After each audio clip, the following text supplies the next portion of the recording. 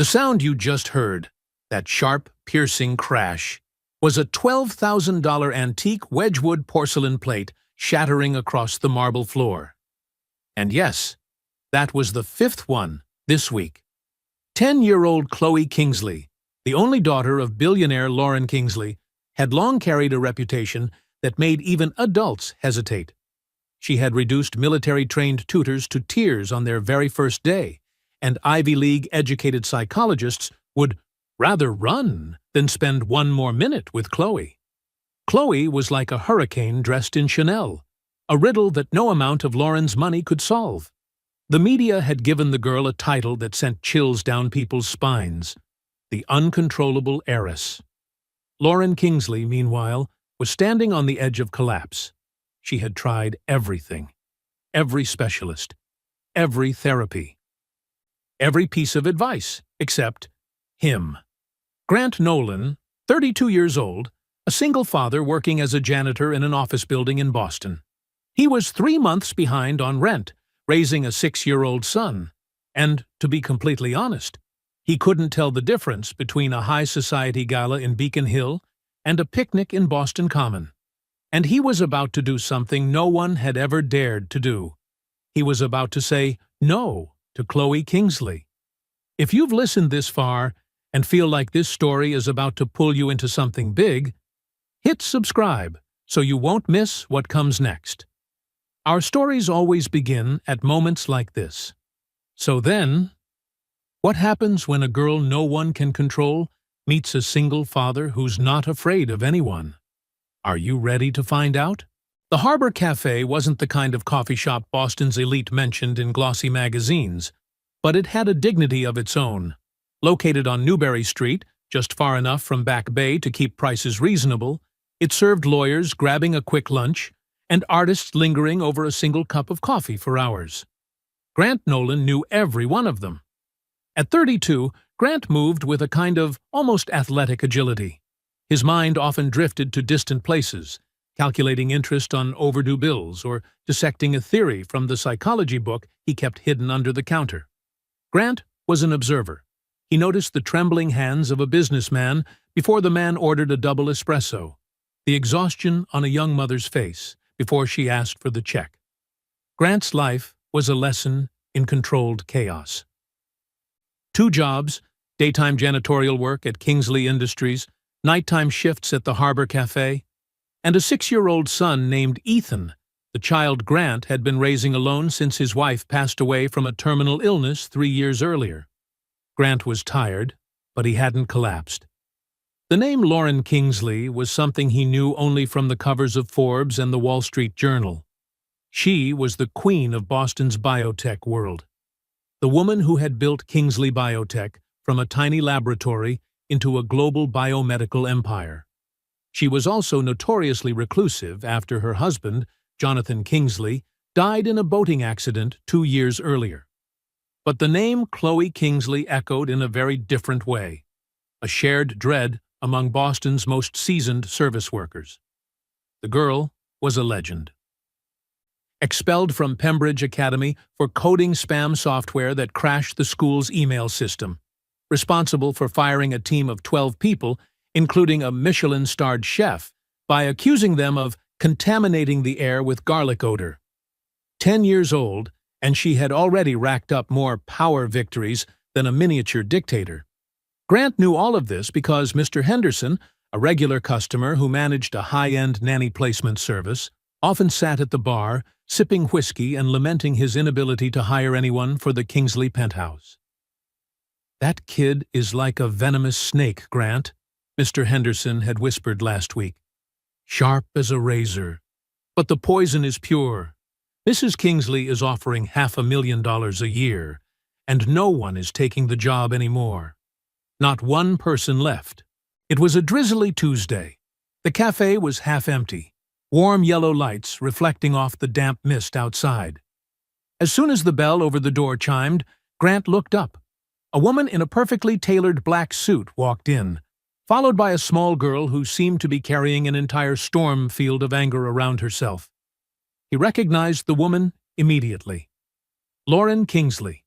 But today, she looked less like the power queen of magazine covers and more like someone imprisoned in her own life. Her eyes, once known for their boardroom sharpness, held nothing but exhaustion now. Chloe, on the other hand, was the complete opposite.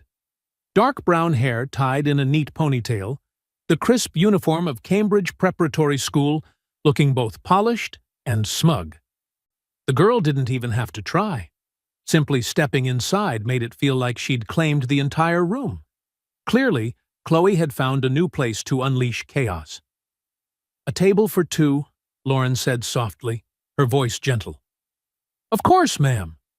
"This way," Grant replied, leading them to the quietest corner of the café. The moment they sat down, the familiar performance began. "This chair is wet," Chloe announced, crisp and matter-of-fact, as if reading an indictment. "It's not, Chloe," Lauren sighed, not even checking. "It is. I can feel it. Disgusting." The girl glanced up at the ceiling. "And that light is buzzing. It's giving me a headache. I can't eat here."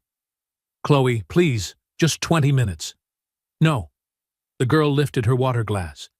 "This water tastes like metal. Are you trying to poison me?"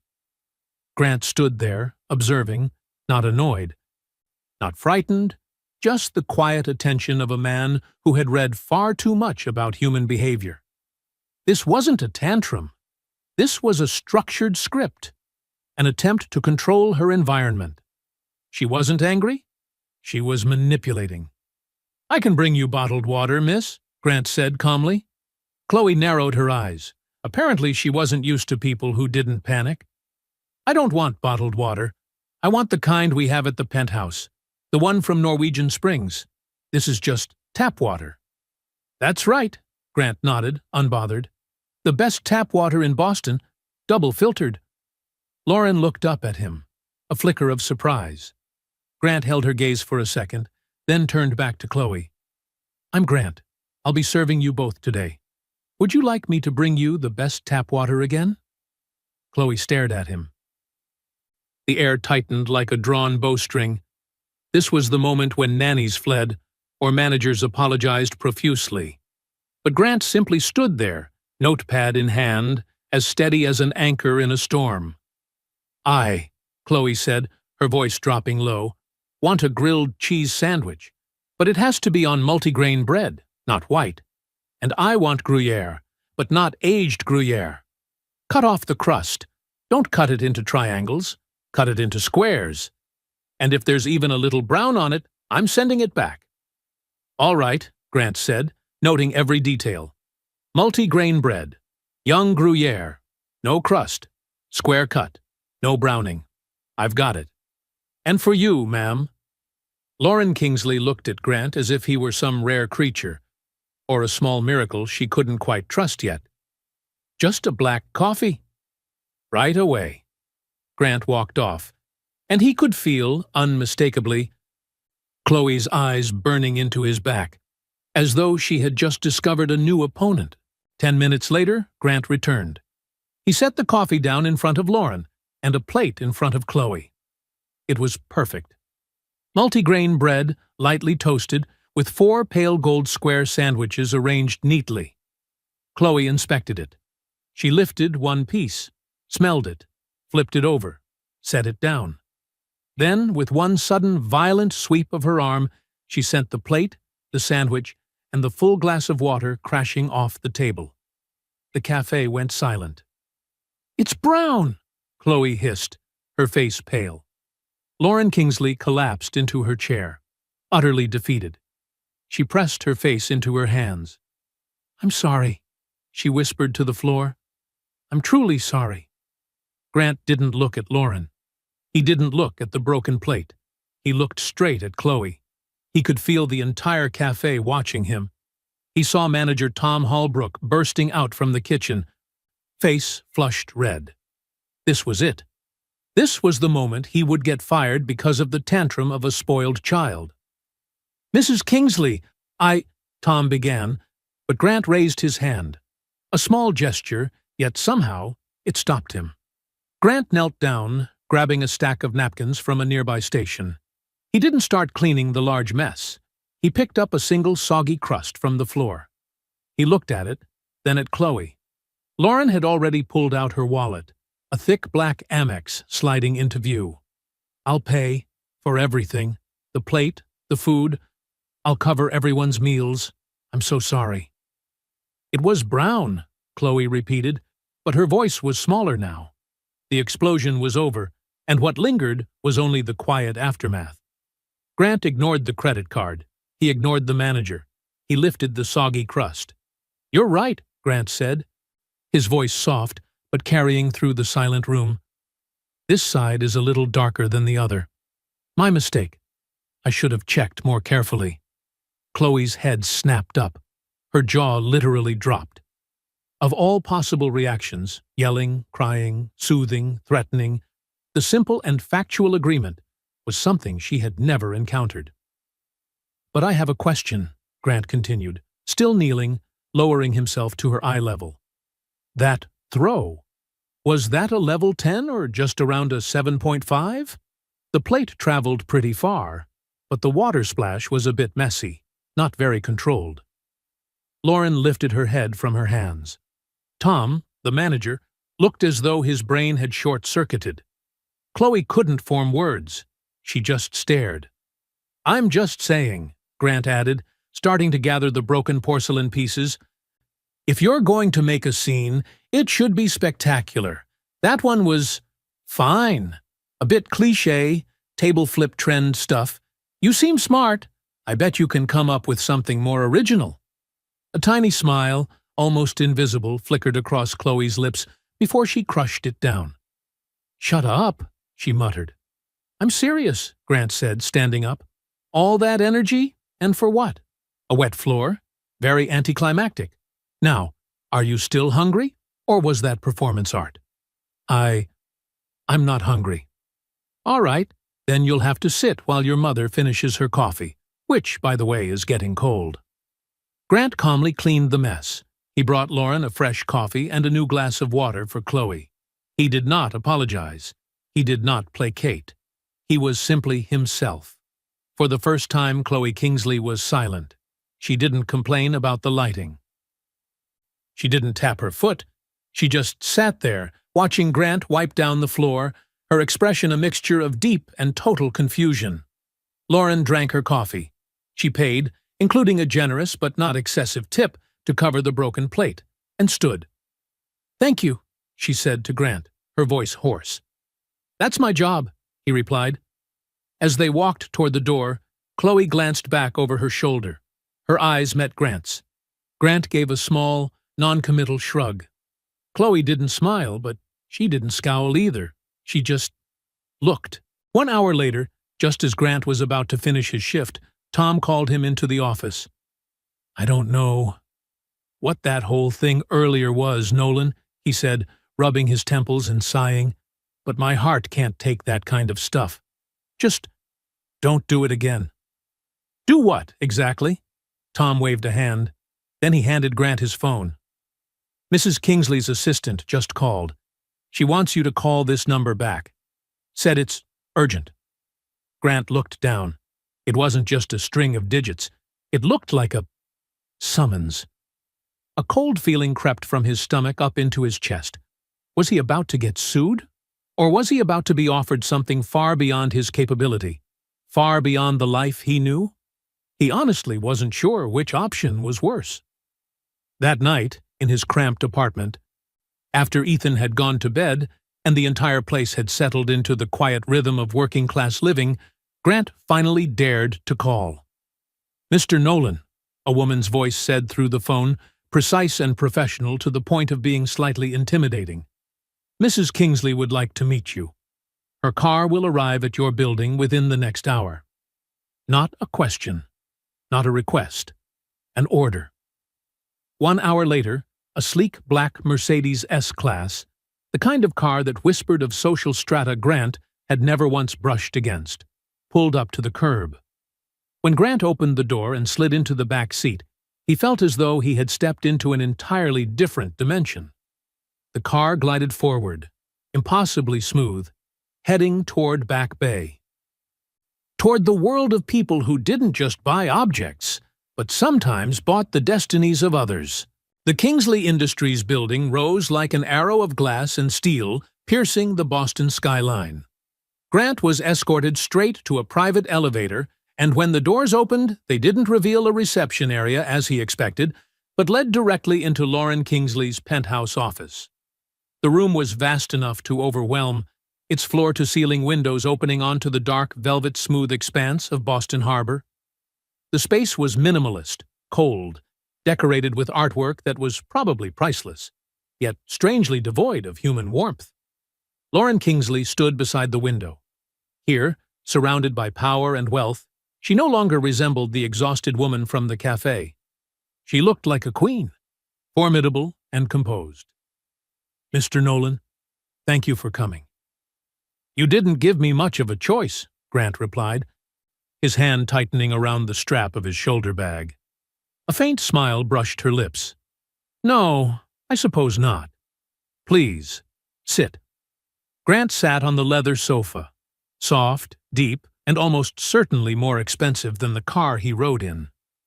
"I'll be direct," Lauren began, turning away from the window to face him. "What I witnessed today, no one has ever managed that.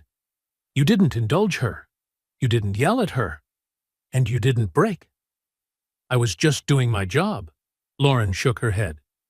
"No, you did more than that. You saw her. Others only see a monster or a paycheck. But you saw something else." "What was it?" Grant paused to think. "I saw a kid who's very good at her job, and her job is to make people leave." Lauren nodded gently. "Exactly. She's very good at that.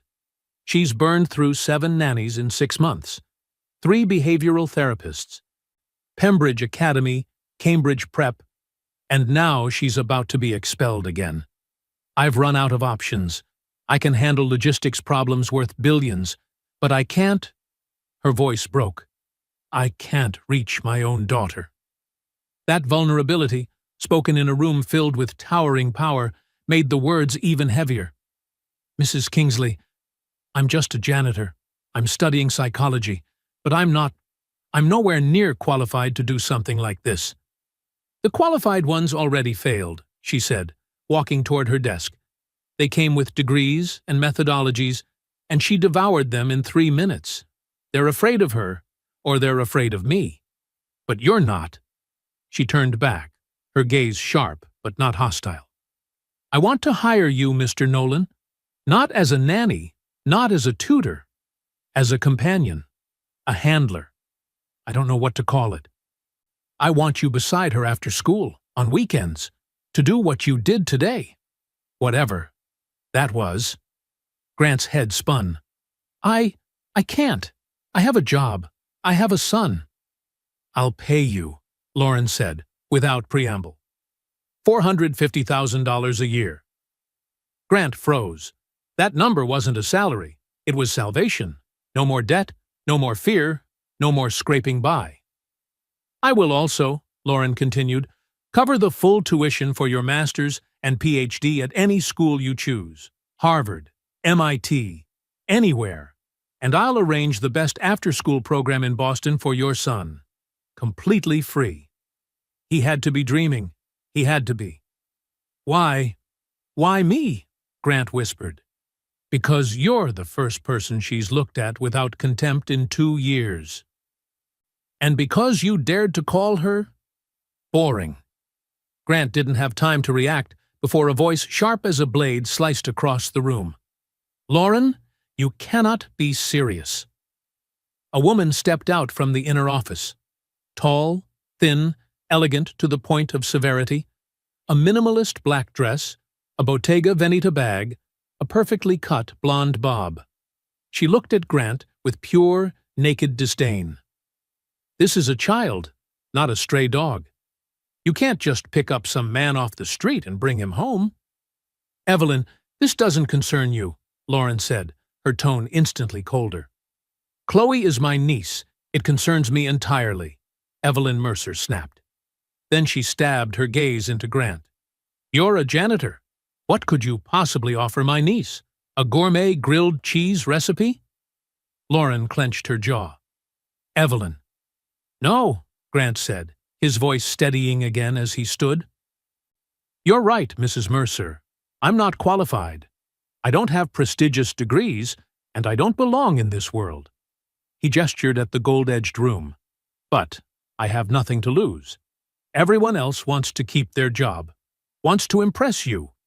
He looked directly at Lauren. I don't want your money. Both Lauren and Evelyn stared at him, startled. I mean, I do, Grant corrected quickly, face flushing. It's an insane amount of money, but it can't be the reason I do this. If I agree, I have conditions. Evelyn scoffed. Conditions? You have no right. What conditions? Lauren interrupted. One, Grant said, standing tall. You're right. I'm not a nanny, and I won't play one. I'm not a servant. I'm not a friend. I'm just a person. I'm not here to fix her. I'm here to be with her. Agreed, Lauren said instantly, without hesitation. Two, Grant continued, turning to Evelyn. Mrs. Mercer needs to stay away from me, and stay away from Chloe, when I'm with her. Your involvement is not helping. Evelyn's face stretched tight, trembling with anger. How dare! Mrs. Kingsley, Grant asked, eyes locked on Lauren. Lauren looked at her sister, then said each word clearly. Evelyn, I am handling this. Please, step out. You'll regret this, Lauren, putting my niece in the hands of an amateur. Reckless. Evelyn shot Grant a look so poisonous the air seemed to freeze before she strode out. Lauren turned back. And the third condition? 3, Grant said, taking a breath. You have to participate. I'm not your replacement. If I call you, you show up. If I say you need to be at dinner, you're there. No excuses. No board meetings. No busy schedule. Otherwise, this is pointless. Your money can't buy you an escape from this. Lauren Kingsley, the woman who could make the entire Boston tech industry tremble, looked at a 32-year-old janitor giving her demands. And for the second time that day, she did something no one expected. She smiled. A real smile, tired but genuine. When can you start? The Kingsley penthouse didn't resemble a home. It resembled a declaration. The top 3 floors of a historic Beacon Hill building rebuilt into a maze of glass and marble. Sparse, angular furniture. Artwork so extravagant it seemed to smother any trace of human warmth. The silence wasn't peaceful. It was the kind that presses against your eardrums. Staff members, all in dark uniforms, moved like ghosts. Silent steps, lowered eyes, never making direct contact. At the center of this fortress was Chloe. Grant's first official day on the job fell on the following Monday. He arrived at 3:30 p.m., right as the private driver brought Chloe home from Cambridge Prep. Chloe stepped into the vast entry hall, spotted Grant, and her already cold expression tightened further. You? She said, not bothering to hide her displeasure. Me, Grant replied. Lifting a paper bag, I brought you a grilled cheese sandwich, multigrain bread, young Gruyere, crust removed, square cut, lightly toasted. Chloe glared at the bag as if it contained poison. I'm not hungry. All right, then. Grant sat down on the modern bench, one of those expensive-looking pieces that somehow managed to be horrible to sit on. He opened the bag and pulled out a piece of the sandwich. I am. And he sat there eating a grilled cheese sandwich right in the center of the grand foyer, completely at ease. Chloe crossed her arms, eyes locked on him. You're not allowed to eat here. Where am I allowed to eat? In the kitchen, with the staff. My job is companion, not staff, Grant said, taking another bite. By the way, this bench is terrible, but it's here. Want a piece? No. I have homework. Chloe turned sharply and walked up the floating glass staircase like she was starring in a fashion commercial. Okay, I'll be right here, Grant called after her. For 3 hours, Grant actually stayed there. He read his psychology textbook, did a crossword, walked around the first floor, observing. And what unsettled him most was the lack of life. No family photos, no personal trinkets, no traces of living. Just a perfectly curated design. So perfect, it was soulless. At 6:30, a chef appeared and announced softly that dinner was ready. Grant stepped into the dining room, a hall-sized space with a table long enough to seat 30 people. But there were only 2 place settings, one at each far end. Chloe appeared, sat down, unfolded her napkin. Not a word. Grant sat at the opposite end, nearly squinting to see her. "Could you pass the salt?" he asked. The salt shaker was about 20 feet away from him. Chloe stared at him, then at the salt, then at him again. "No." "All right." Grant stood, walked the entire length of the table, retrieved the salt, walked back, and sat down. They ate in silence. The food was so upscale that Grant had to study it to know what he was eating. Seared scallops with saffron risotto. Chloe only nibbled. "So," Grant said, "how's Cambridge prep? Better or worse than Pembridge?" "Boring," Chloe answered. "What's boring?" "Everything. The teachers are stupid. The students are stupid. Everyone's stupid." "Must be lonely," Grant said, "being the only smart person in the entire building." Chloe's fork froze mid-air.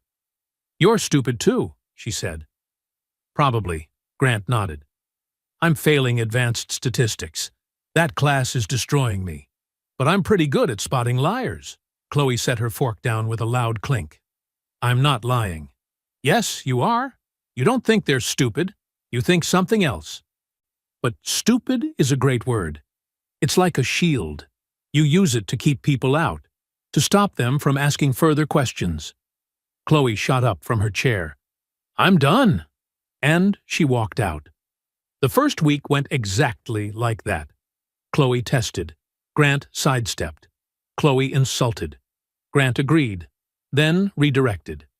Grant was like a calm, steady wall, immune to her storms, and that drove Chloe absolutely mad. She was used to explosions. Grant only gave her an echo. In the second week, Chloe escalated. When Grant arrived, he found her sitting in the library, a wide room full of books, yet devoid of anything resembling the warmth of a 10-year-old's life. Chloe didn't look up at the sound of his footsteps. She simply announced, as if reading a morning business report, "I'm studying a new startup. It's called Lingo Leap, an AI language tutor." "Sounds interesting," Grant replied, his tone as mild as ever. "My mother is considering investing. She wants my opinion. I'm supposed to practice French with it. Would you like to hear a sample?" "I don't speak French," Grant said. "Exactly." Chloe smiled, a small, cruel smile, sharp as a knife's edge. She tapped her tablet. Instantly, a stream of flawless, fluid French filled the room, dripping with smug superiority. Then Chloe turned to Grant, her eyes gleaming with anticipation of the humiliation she expected. "What do you think of its intonation?" Grant knew this game. It wasn't a question. It was a ritualized psychological execution, the same tactic she had used on dozens of adults who had wandered into her life. "Sounds like French," Grant said, expression unchanged. "It says," Chloe continued, her voice slick with contempt, "that only an uneducated, low-class idiot would wear cheap shoes like yours. It's wondering if you bought them at a thrift store." Grant looked down at his sneakers, the edges worn. "They are from a thrift store. Good eye. But your AI is wrong." Chloe lifted her head, brow tightening. "Wrong? Yeah. My shoes aren't cheap. They were 75 cents. That's extremely cheap. Not expensive. There's a difference." Grant looked up, calm as ever. "Now, did it insult anything else?" Chloe's smile vanished. This time, the trap didn't close. The arrow shot, and missed completely. It finished," Chloe said, the certainty in her voice slipping away. Grant nodded, offering no triumphant jab, no smug remark. "All right, then. The uneducated guy here is going back to his book. If you want to teach me some more French curse words, just call." He turned and walked away, leaving Chloe frozen in the library, her small shoulders stiff, simmering, confused, and for the first time, utterly unsure how to strike back. The breakthrough, when it happened, came completely by accident. Grant was wandering around the second floor looking for a bathroom when he walked past a door left slightly ajar. Music drifted out.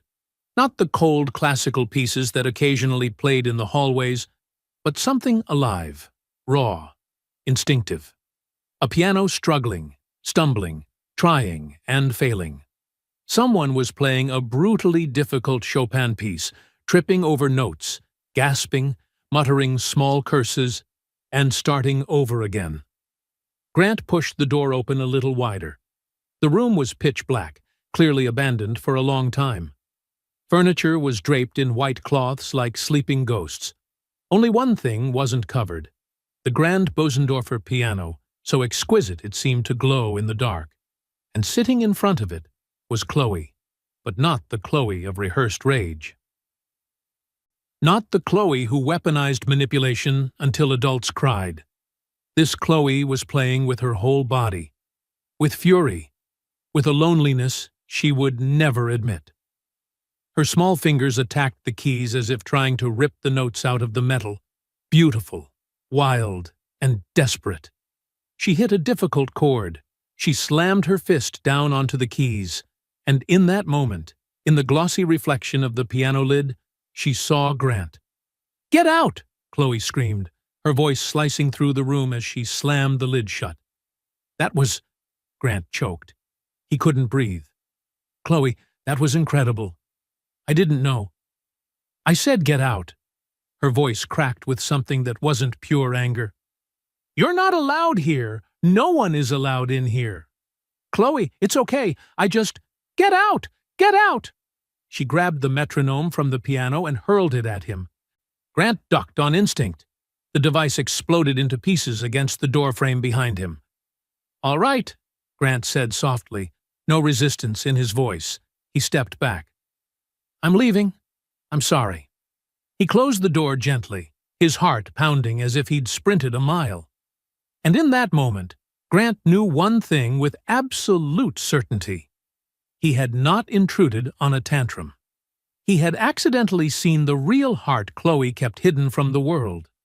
Not the manipulator, not the uncontrollable heiress, but a child, brilliant, wounded, and utterly alone inside her glass fortress. Grant went downstairs to find Lauren. She had just arrived back at the penthouse. "Mrs. Kingsley, I need to speak with you." Lauren immediately tensed. "What happened? Did she break something?" "No, not like that." Grant swallowed, searching for words. "Chloe was playing the piano in a room on the second floor. When she saw me, she panicked as if I'd just uncovered a national secret." Lauren's face went pale. A tremor rippled through her shoulders. She had to place a hand against the wall to steady herself. "The music room," she whispered, the words barely audible. Grant nodded gently. "She's very good, Lauren. She's not just messing around.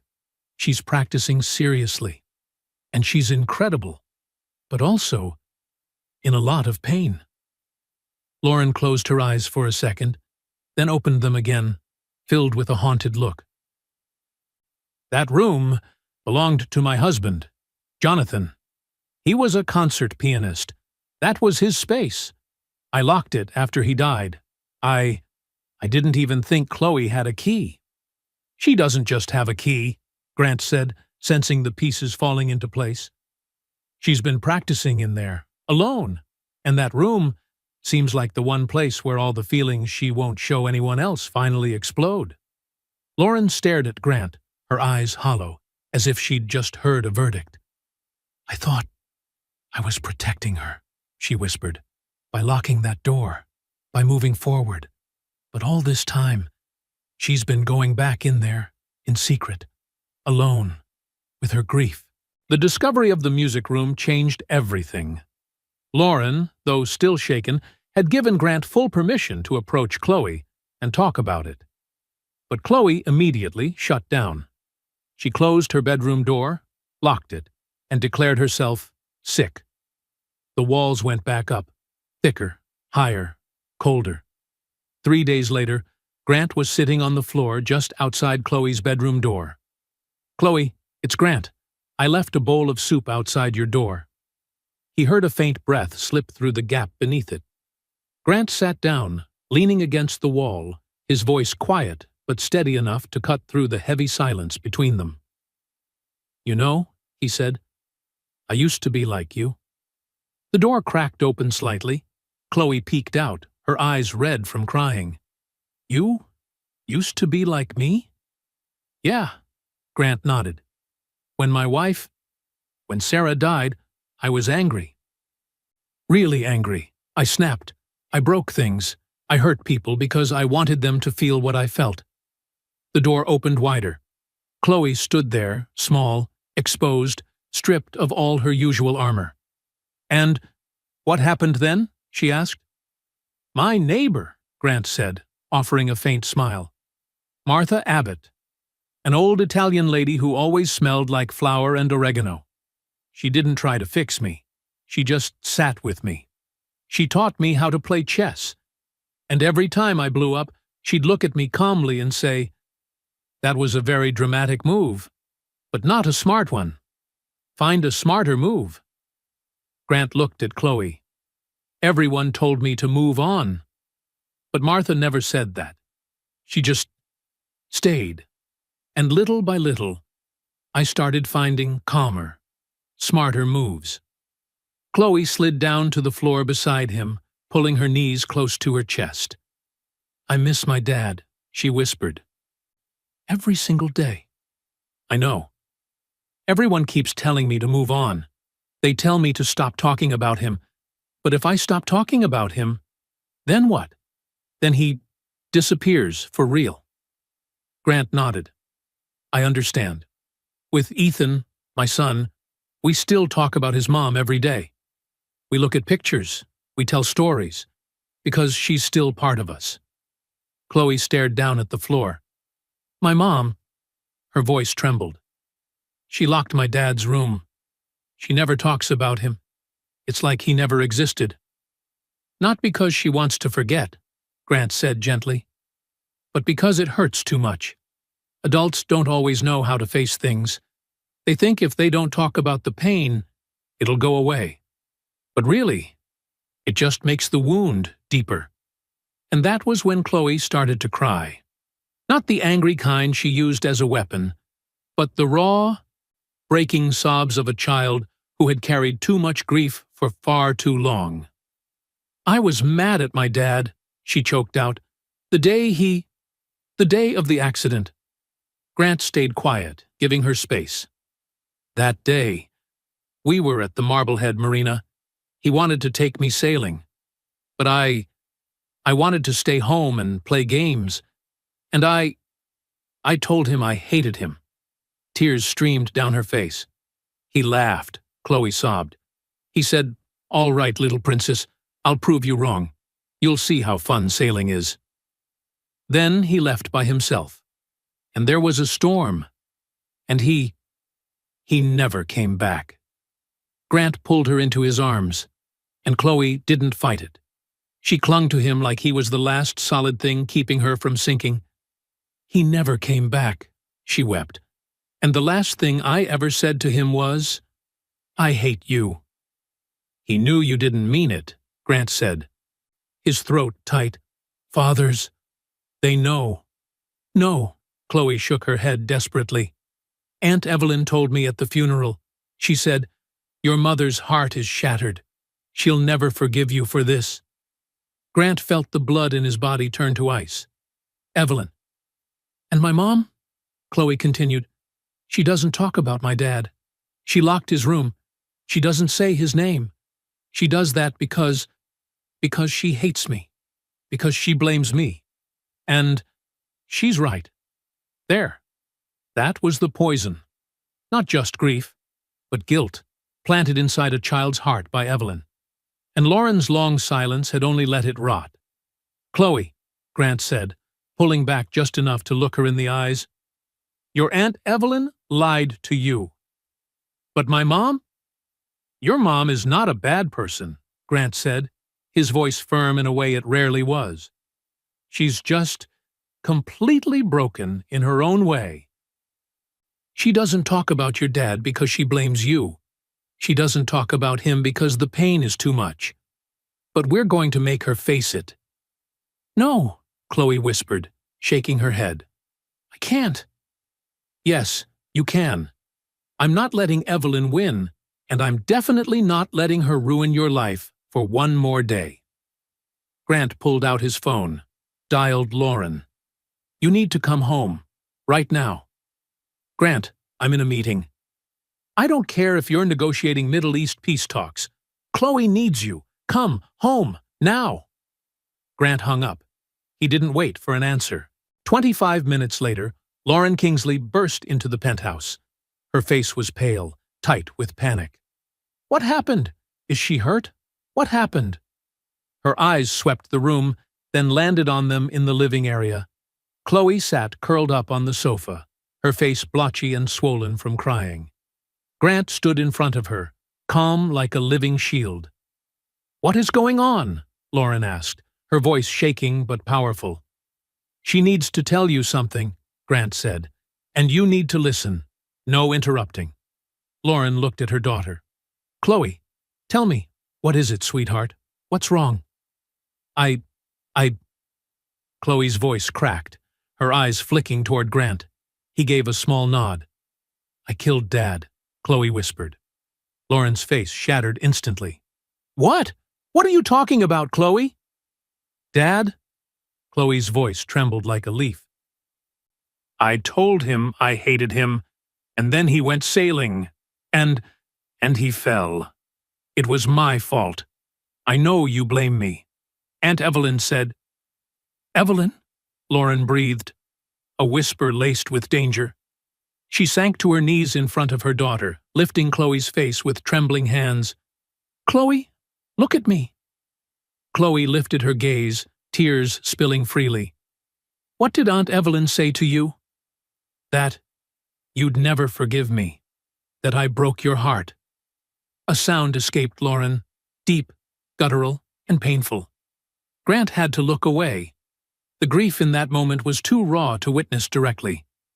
Lauren wrapped her daughter in her arms, holding her tightly. "Oh, God! Chloe, no! Never! It was an accident, a horrible accident. You are not to blame. Not for 1 second did I blame you. But you locked Dad's room. You never talked about him." "Because I was stupid," Lauren said, her voice fracturing into pieces. "I thought I was protecting you. But really, I was running. I couldn't look at his things, couldn't hear his music. It hurt too much. I thought I was doing the right thing. But I was wrong. So wrong. Oh, Chloe, I'm sorry. I'm so sorry." For the first time in 2 years, they were no longer a billionaire CEO and the greatest challenge of her life. They were simply a mother and a child, broken, clinging to each other so they wouldn't collapse.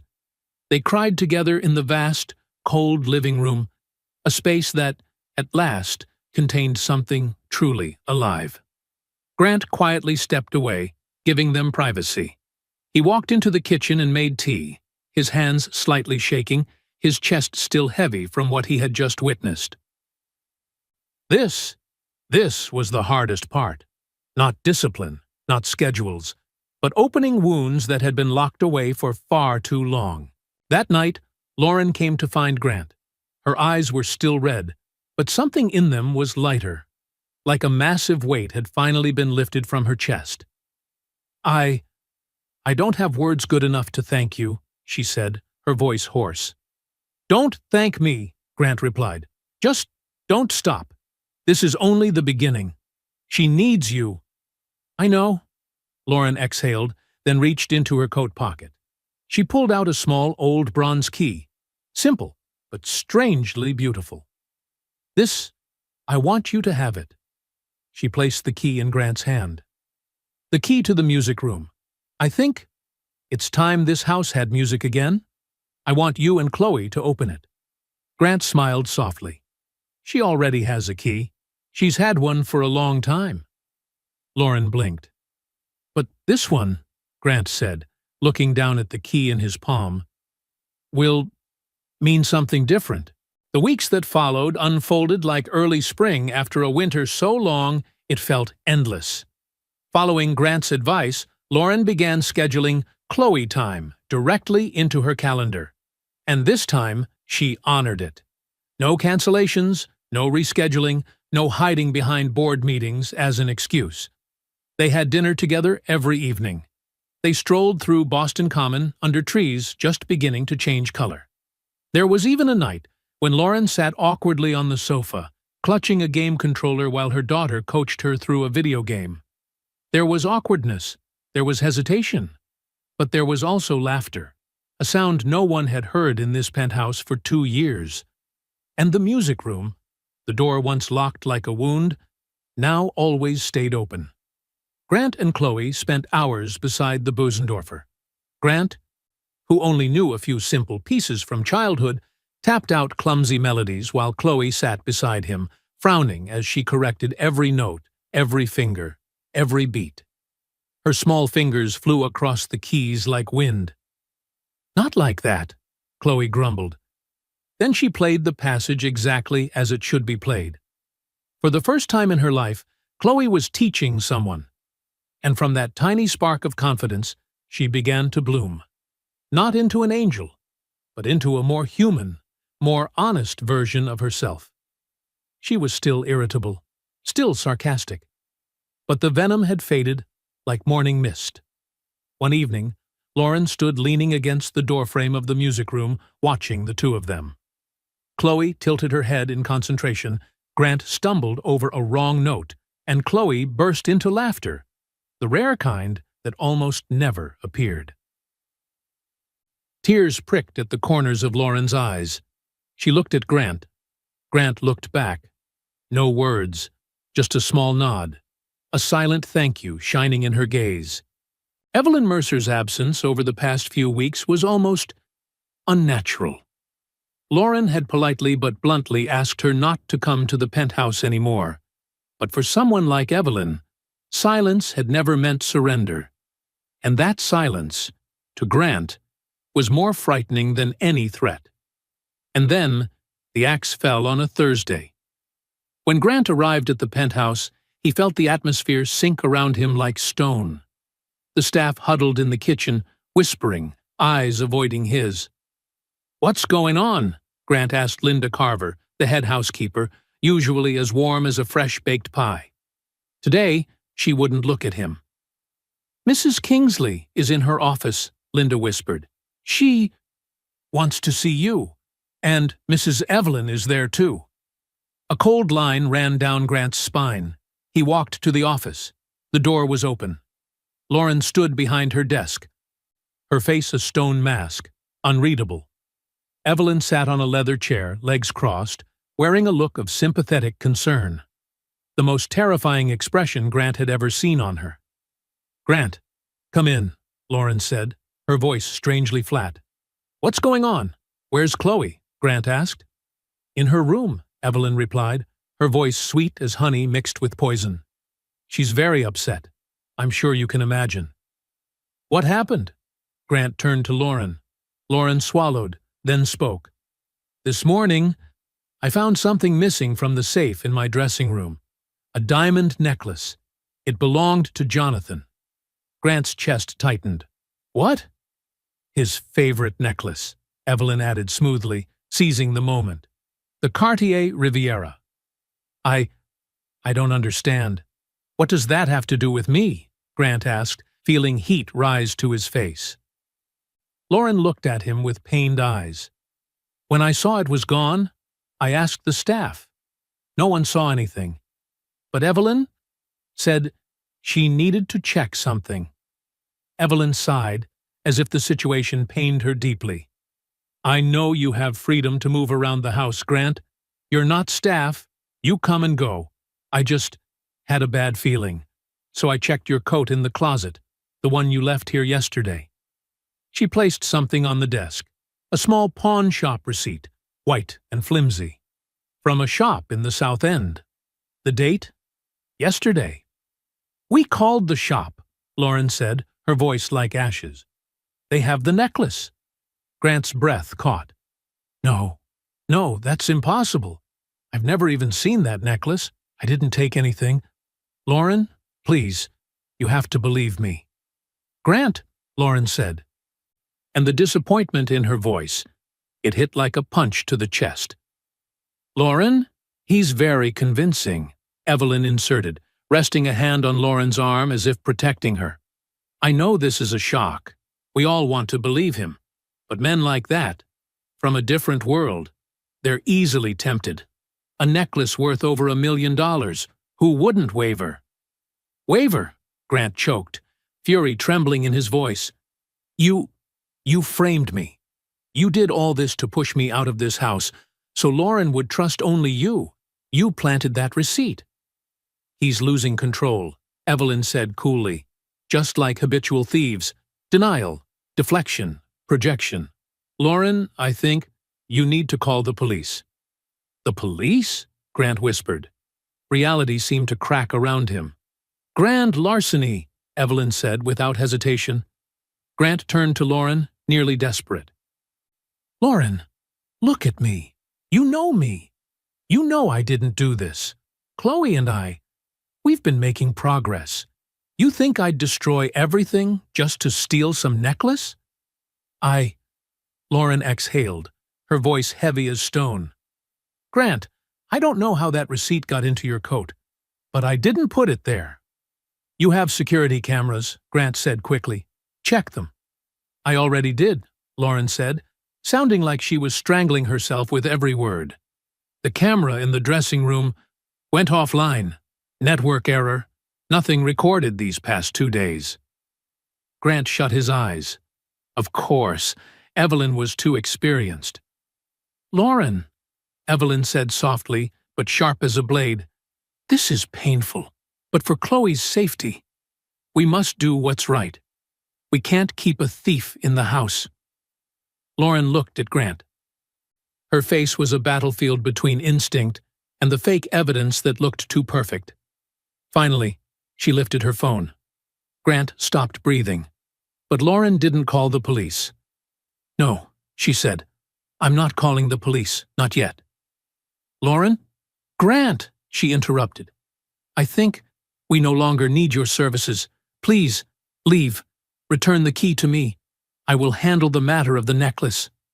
Not an arrest, but a cut far deeper. She was firing him, and worse, she believed he might have done it. Grant's eyes burned, not because he'd lost the job, but because of the betrayal, because Evelyn had won, and Lauren had believed her. "Fine," Grant whispered. He took the key from his pocket and set it on the desk. "I didn't do this, and please tell Chloe I'm sorry." Without another word, he turned and walked out of the room. Past the silent staff staring with fear and pity. He stepped into the elevator. The metal doors slid shut. Grant leaned against the wall, and a broken, guttural sob tore from his chest. Grant spent the entire next day in a dense fog. He sat in his small apartment with no TV on, no music, just the heavy silence pressing on his chest. Ethan, his 6-year-old son, was at school, completely unaware of the disaster that had just crashed into his father's life. Grant felt hollow. He had failed. Failed Chloe. He had let Evelyn, the venomous viper masquerading as a refined lady, defeat him. The doorbell rang, persistent, aggressive. He ignored it. It rang again, and again. Finally, he pressed the intercom. "Go away." "Open the door, you idiot. It's freezing out here." That voice, unmistakable. Chloe. Grant sighed and buzzed her in. A minute later, Chloe appeared at his apartment door. No driver, no security, hair wind-tangled, cheeks flushed from the cold and from anger. "Chloe, how did you even get here?" "You're supposed to be in school." "I took a cab," Chloe said. shoving him aside and marching into the apartment as if she owned it. "My mother is and my aunt is a liar." Grant blinked. You don't think I did it?" "Obviously not," Chloe said, her voice sharp enough to cut. "Stealing is a loud, stupid move. Exactly her style. Aunt Evelyn thinks I'm just a kid who plays piano. She forgets I'm my mother's daughter." Grant frowned. "Meaning?" Chloe tossed her backpack to the floor, yanked out her laptop like a detective who had gathered all the evidence she needed. "I mean, I'm a programmer," she said, pride dripping off every word. "I installed my own surveillance system months ago to monitor the staff. Aunt Evelyn was smart enough to disable the main system, but she knows nothing about mine. And the footage from my cameras uploads to a private cloud." Chloe's fingers flew over the keyboard so fast, Grant had to blink. "Look." She spun the laptop toward him. Grant's heart thudded as the first video appeared. 2 days ago, Evelyn in the office, logging into the system and disabling the dressing room camera. The second video loaded immediately after. This morning, the angle from inside the closet showed Evelyn looking around, then slipping the pawn shop receipt into the pocket of Grant's coat. Everything snapped into place. "She," Grant whispered, throat tightening. "She framed me." "Exactly," Chloe said, her voice colder than the air outside. "And now, we're going to make the smart move." An hour later, Grant's apartment door burst open as if someone had stormed inside. Lauren Kingsley stepped in, breathing hard, her face pale from a tangled mix of anger and fear. "Chloe, what are—" Her voice caught when she saw her daughter standing in the middle of the room. "What are you doing here? Did you skip school?" "It doesn't matter," Chloe said, without trembling, without looking away. "Just look at this." She turned the laptop toward her mother. Grant stepped back, silent, like someone witnessing an earthquake about to hit. Lauren looked at the screen. One clip, then the next. She watched her Evelyn, her sister, disable the camera, then quietly slipped the pawn shop ticket into Grant's coat.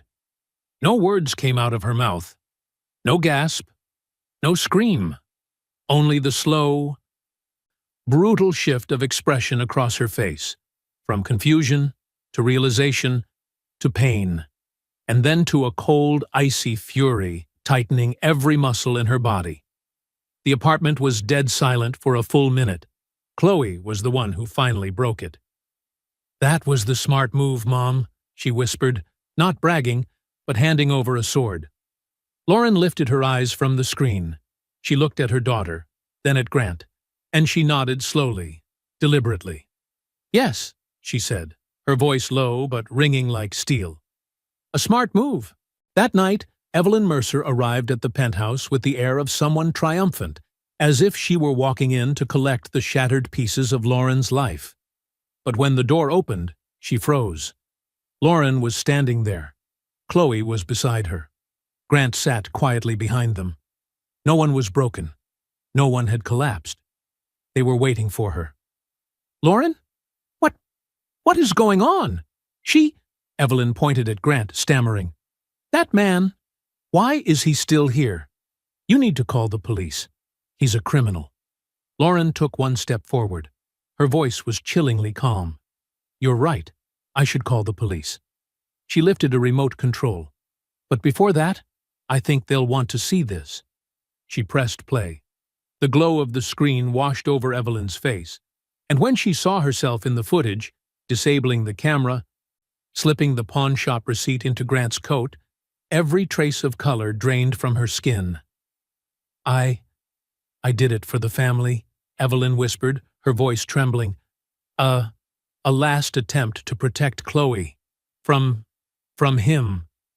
"No," Lauren replied, her voice as sharp as steel honed to perfection. "You did it because of her trust fund. You have been poisoning my daughter with guilt for 2 years, and you tried to frame an innocent man." She pointed to the door. "Get out of my house." "Lauren, please, I'm your sister." "You are my sister," Lauren said, her voice growing colder with every word. And if you try to contact me or my daughter ever again, I will hand that entire video over to the district attorney's office. I will bury you completely." Evelyn said nothing more. She simply turned and nearly fled the room. The penthouse door closed behind her, leaving behind a silence so deep the entire space seemed to breathe. Lauren turned back. Her eyes met Grant's, and shame rose so sharply her voice came out ragged. "Grant, an apology isn't enough. What I did, accusing you, driving you out, was unforgivable." Grant shook his head gently, looking at Chloe first, then at Lauren. "Don't worry about me. Just don't stop now.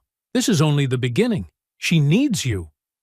Lauren looked at her daughter, this child who had endured, who had fought, and who tonight had saved both of them.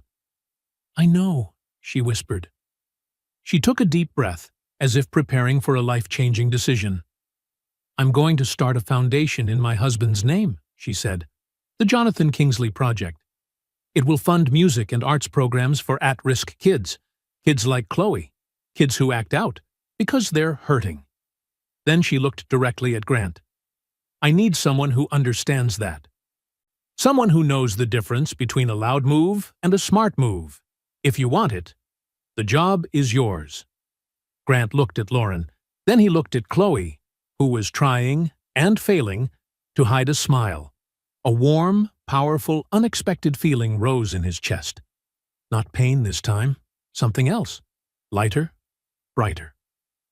"Yes," Grant said, steady and sure. "I'll take it." 6 months later, Grant stepped into the penthouse. But this time, he was no longer the quiet janitor walking down the hallway. He was now a full-time graduate student at Harvard and the executive director of the Jonathan Kingsley Foundation. A new life, a new man. He followed the music echoing through the home, fractured yet warm notes guiding him toward the room with its door left open. And there, Lauren was seated at the Bosendorfer, trying to hold a steady bass line with slightly trembling hands. Beside her, Chloe, small hands but fierce, confident, was flying across the keys, playing a complex, flowing melody that seemed to light up the entire room. They were playing a duet. Chaotic, offbeat, wrong notes everywhere, and somehow, perfect. Lauren was the first to spot Grant. She smiled at him, a smile full of relief and pride. Chloe glanced his way, rolled her eyes as if annoyed, but the corner of her mouth lifted into a smile she tried very hard to hide. "You're late," Chloe said, half scolding, half teasing. And Mom played the wrong note again, from the top. Grant leaned against the doorway, arms crossed, quietly watching them. The room that once held shadows was now filled with light. Two people who had been torn apart by grief were now finding each other again through every keystroke. And in that moment, he knew the impossible had happened. They had healed. They had become a family.